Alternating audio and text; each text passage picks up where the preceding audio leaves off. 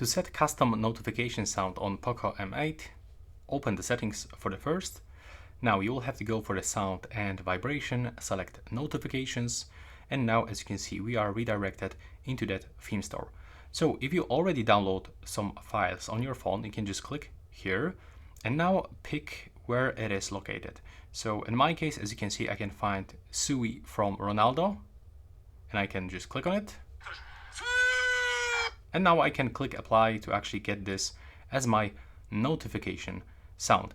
But of course, if you didn't actually download anything, you can do this right here in this store. So you have to click at the top and input any sound that you want. Like for example, I don't know, maybe some iPhone sound. We can try to search for this. Okay, that's not what we are looking for, but if you have any idea what do you want to find, you can try to find here, then click on this icon and now select to set as a notification. So that's pretty much it for this video. Thanks for watching.